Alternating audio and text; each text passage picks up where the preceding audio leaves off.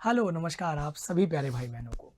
अक्सर आपका ये प्रश्न ज़रूर आता है कि सर जब हम सामान्य हिंदी और व्याकरण की बात करते हैं और आर ओ अथवा यूपी पीसीएस के आलेखन के प्रश्न पत्र जो कि 150 अंकों का है उस पर बात करते हैं तो व्याकरण के कुछ पक्षों में जा करके हम ज़रूर दुविधा महसूस करते हैं, जैसे उपसर्ग और प्रत्यय की तलाश करना, वाक्य को शुद्ध करना, शब्द को शुद्ध करना। इन जगहों पर आकर के हमारी कलम रुकने सी लग जाती है और हम शून्य पर जाकर ठहर जाते हैं। सही उत्तर की पहचान कर पाना और सही लेखन कर पाना यह अभ्यास का विषय है। तो आइए अभ्यास के इस तकनीक को सीखने का प्रयास करते हैं। आरओ और यूपी पीसीएस की परीक्षा दे रहे विद्यार्थियों के लिए मैं आपके उत्कर्ष परिवार के साथ दो विषय देखता हूं। जैसे अगर मैं बात करूं तो आपके 150 अंक का यूपी पीसीएस का पूरा आलेखन का प्रश्न पत्र और 150 अंक का पूरा पत्र लेखन का प्रश्न पत्र। साथ ही आरओ में जो 6 टॉपिक हैं आपके, जिसको मैं 60 बोलता हूं, तो ये जो 6 टॉपिक है इनमें से एक बड़ा महत्वपूर्ण अंग है शब्द और वाक्य शुद्धि का। दरअसल यहाँ से 10 सवाल आते हैं, आप देखेंगे तो मेरा सवाल है कैसे करें 10 on 10। यानी ये जो 10 on 10 है ये इस बेसिस पर लिखा गया है कि जब आप परीक्षा में जाते हैं तो 5 प्रश्न आपके शब्द शुद्धि से और 5 वाक्य शुद्धि से होते हैं। हालांकि ये कम ज़्यादा हो सकते हैं, मतलब इसमें 60-40 का रेशियो हो सकता है ना, ये 6:4 का रेशियो हो सकता है, 5:5 का रेशियो हो सकता है, 7:3 का रेशियो हो सकता है।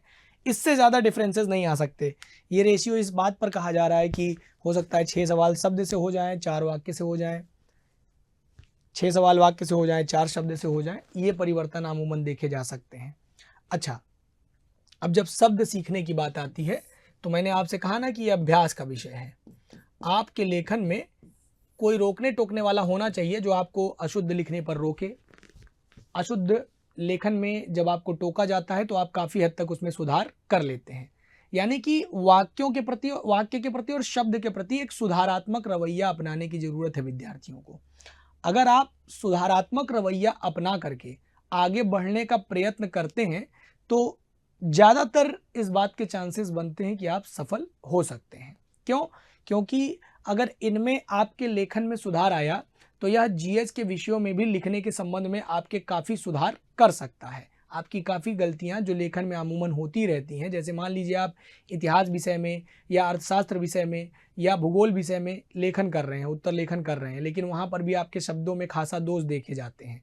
तो यह क्या दर्शाएंगे कि आप भले किसी चीज़ के कई डायमेंशन दर्शाने की योग्यता रखते हो लेकिन खासा शाब्दिक वर्तनी दोष आपके अंदर भरा पड़ा है, तो उससे आप कमज़ोर दिखाई पड़ते हैं। तो ये पूरा प्रयास है कि इसको ठीक किया जाए अभ्यास के माध्यम से, जिसके लिए मैंने आपको संधि नाम का एक अध्याय पढ़ा रखा है जो कि आपके लिए काफ़ी महत्वपूर्ण है, जिसमें मैं आपको बहुत सारे यत्न करके समझाने का प्रयास करता हूं कि कैसे शब्द के प्रति, शब्दों के प्रति आपका रुझान जागृत हो, शब्दों की बनावट के प्रति, उसके जो गठन है उसके प्रति आपका एक विशेष रुझान ज़रूर पैदा हो।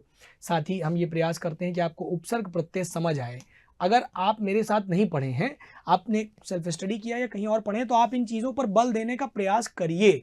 आप उपसर्ग और प्रत्यय को अच्छे से सीखिए, है ना। आप देखिए कि कैसे कोई शब्दांश किसी शब्द के आगे लग करके उसके अर्थों में परिवर्तन कर देता है, बल्कि परिवर्तन ही नहीं करता, बल्कि देखा यह भी गया है कि वह उसका विलोमार्थी बना सकता है, नवीन शब्द का निर्माण कर सकता है और कई बार तो विशेष अर्थों में प्रकट होने वाले शब्द का निर्माण भी करने की ताकत रखता है। तो ये सारी चीज़ें आपको सीखनी पड़ेंगी। और जब बात वाक्य की आती है तो एक वाक्य में किस किस प्रकार का दोष लेकर के आते हैं, यह भी एक प्रश्न है। तो आइए ज़रा समझें कि कैसे जब वाक्य शुद्धि की बात करते हैं तो एक वाक्य में क्या क्या दोष लग सकते हैं। तो एक वाक्य में विराम आदि दोष लग सकते हैं, विराम चिन्ह संबंधी दोष हो सकते हैं।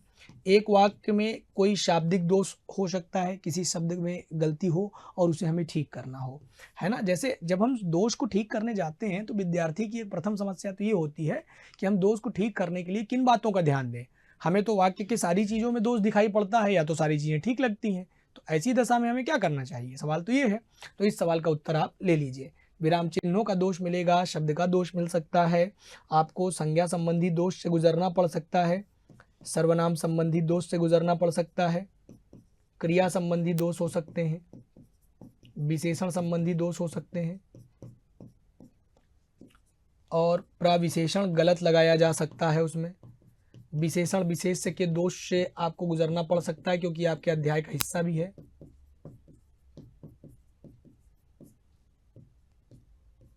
अवस्था, विशेषणों की जो अवस्था है इसके संबंध में भी दोष देखने को मिल सकते हैं। अव्यय के संबंध में आपको दोष देखने को मिल सकते हैं। साथ ही निपात के संबंध में दोष देखने को मिल सकते हैं। अनर्गल शब्द प्रयोग, अनुचित शब्द प्रयोग किया जा सकता है।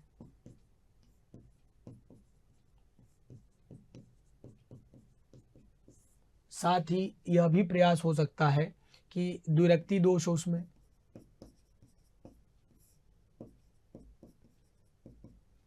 ठीक है, वर्णक्रम दोष भी कई बार देखा गया है। वचन अथवा लिंग संबंधी दोष भी देखे जा सकते हैं। इस प्रकार के विकारों से एक वाक्य परिपूर्ण हो सकता है। जब इतने प्रकार के विकार लगते हैं किसी वाक्य में तो हमें किन किन चीज़ों का ध्यान देना चाहिए। देखिए, मैंने आपके लिए कुछ अशुद्धियों पर बल देने का प्रयास किया, जरा सा इसको मेरे साथ जुड़ करके देखने का प्रयास करिएगा। एक तो स्वर मात्रा के संबंध में कुछ दोष हो सकते हैं। जैसे मान लीजिए नारायण लिख दिया गया, बोलचाल की भाषा में अमूमन यह प्रयोग में भी लिया जाता है, जबकि नारायण कोई शब्द नहीं बल्कि नारायण है। यहाँ आ की मात्रा लगी होनी चाहिए, उच्चारण में भी दोष दिखाई पड़ता है। नारायण नारायण हम लोग बोलते रहते हैं, तो नारायण एक उचित शब्द होना चाहिए। पहला, दूसरा, तीसरा, तो पहला नहीं बल्कि पहला शब्द उचित होता है, लेखन में भी और उच्चारण में भी। ऋचा, अमूमन कई बच्चियों का नाम होता है ऋचा, तो ऋचा में जो र है वो दरअसल र नहीं, वो री है। री चा, री और चा, हम उसको क्या बोल देते हैं, र में छोटी मात्रा लगा करके उच्चारण लेखन करने लग जाते हैं। रोपना नहीं बल्कि रोपणा या रोपण शब्द का प्रयोग किया जाना उचित होता है। अड़ा को ना में बदलना, यह भी हम लोग संधि के माध्यम से ही सीखते हैं। अब अनुस्वार के संबंध में भी कई बार हमको दोष देखने को मिलते हैं कि अनुस्वार और अनुनासिक के संबंध में कुछ दोष मिल जाए। ये अनुस्वार लगना चाहिए कि अनुनासिक लगना चाहिए। पहले तो आप समझिए कि अनुस्वार और अनुनासिक में अंतर क्या है। ठीक है, तो अनुनासिक मतलब जिनका उच्चारण हम मुख और नाक दोनों से करते हैं, अनुनासिक वर्ण होते हैं। अब अनुस्वार में आ जाइए, तो अनुस्वार और विसर्ग,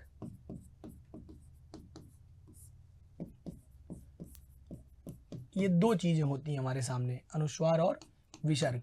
जब हम अनुस्वार और विसर्ग की बात करते हैं तो ये दो के दोनों ही दरअसल क्या होते हैं, अयोगवाह होते हैं,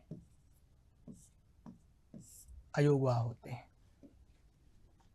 और जब हम अनुस्वार और विसर्ग की बात कर रहे हैं तो ये अनुस्वार कुछ इस प्रकार से लिखा जाता है और विसर्ग कुछ इस प्रकार से लिखा जाता है वर्णमाला में। वैसे इसको न स्वरों में स्थान मिलता है न तो व्यंजनों में, या अलग काउंट किया जाता है। खैर, आइए इधर, तो मैं इनको जरा सा प्रयोग में देख लीजिए। प्रयोग में देखेंगे तो जू का प्रयोग नहीं बल्कि जू का प्रयोग होना चाहिए, यह अनुनासिक है। ठीक है, चांद नहीं बल्कि चांद का प्रयोग होना चाहिए, चंद्र बिंदी लगना चाहिए, केवल बिंदी से काम नहीं चलेगा। जब गांधी की बात करेंगे तो गांधी को लेकर के वैसे तो बड़ा मतभेद है। मैं गांधी के मतभेद में ऐतिहासिक मतभेद की बात नहीं कर रहा हूँ, मैं जो है दार्शनिक मतभेदों की भी बात नहीं कर रहा हूँ। मैं बात कर रहा हूँ लेखन संबंधी दोष की।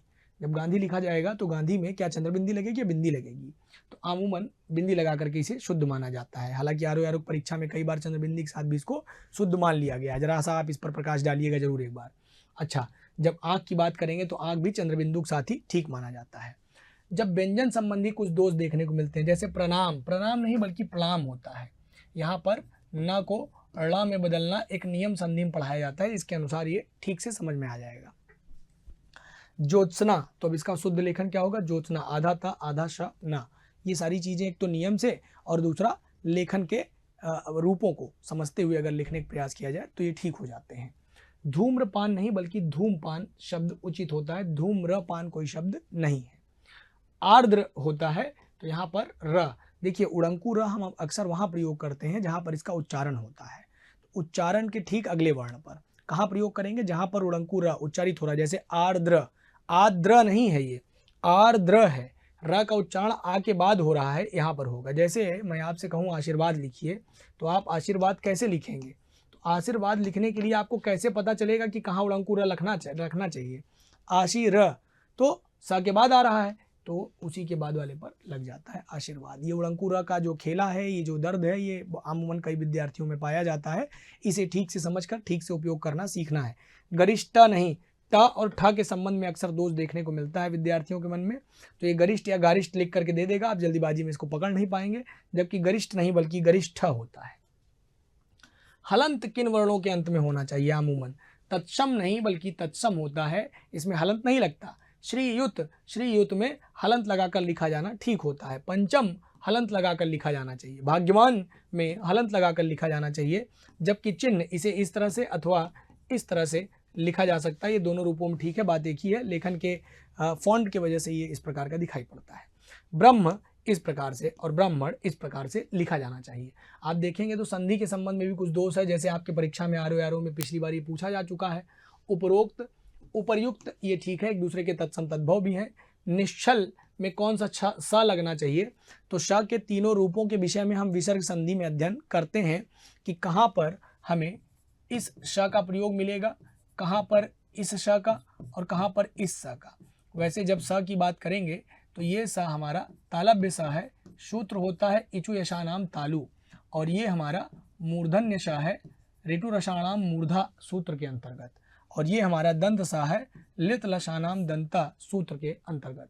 ठीक है, तो इस प्रकार से ये एक एक वर्ण आपको दिखाई पड़ रहे होंगे।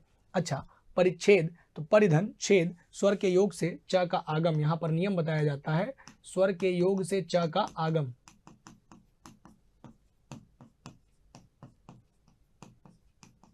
जिसके अंतर्गत ये परिच्छेद हो जाता है। जैसे इसी प्रकार से मैं आपको एक शब्द दे रहा हूं, शोध छात्र, तो क्या शोध छात्र सही है कि शोधक छात्र सही है? जरा सा इस पर प्रकाश डालिएगा। सभी विद्वान और विदुषियों से मेरा निवेदन है कि एक बार इस शब्द पर नियमानुरूप प्रकाश डालने का प्रयास करिएगा कि शोध छात्र ठीक है अथवा शोधक छात्र शब्द ठीक होना चाहिए, क्या उचित है, जरा इस पर बात करिएगा।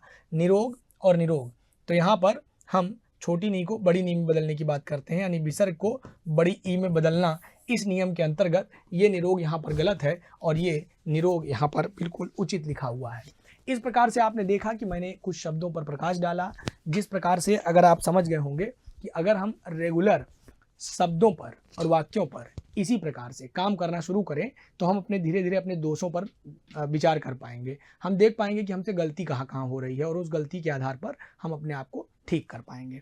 आइए आपको मैं बताना चाहता हूँ, वैसे तो ये पूरी पीडीएफ अगर आप चाहते होंगे तो आपको उपलब्ध करा दिया जाएगा। आप यूपी पीसीएस उत्कर्ष के टेलीग्राम पर जुड़ जाइएगा, अथवा आपको संस्थान में आकर के आप इसे ले सकते हैं, संस्थान में प्रवेश लेकर के ले सकते हैं। प्रवेश लेने के लिए आपको बता दें, पहले तो बता दें कि गांधी वर्तनी को शुद्ध माना गया है पुस्तकों में, इस गांधी वर्तनी को जो कि चंद्रबिंदी के साथ लिखा गया है, लेकिन भारतीय मुद्रा, सरकारी अभिलेख, राजभाषा विभाग, प्रामाणिक शब्दकोश, इनसे ये पुष्ट होता है कि गांधी के वर्तनी के रूप में हम इसे शुद्ध मानते हैं। इसलिए संस्कृत की दृष्टि से भी चिन्ह को शुद्ध माना जा सकता है, लेकिन हिंदी में इसका शुद्धतम रूप चिन्ह माना गया है। ठीक है ना, तो यहाँ पर ये अलग अलग रूप है, देख लीजिएगा। संस्कृत में तो ऐसे भी ठीक मान लिया जाता है, लेकिन हिंदी में इसको गलत मान लिया जाता है। हिंदी में हम ऐसे ही ठीक मानते हैं, और उसी तरह से गांधी भी है। साथ ही आपको बता दें, ये पूरा पीडीएफ जो आप देख रहे हैं स्क्रीन पर, ये आपको उपलब्ध किया जा सकता है, मैंने बता दिया तरीका।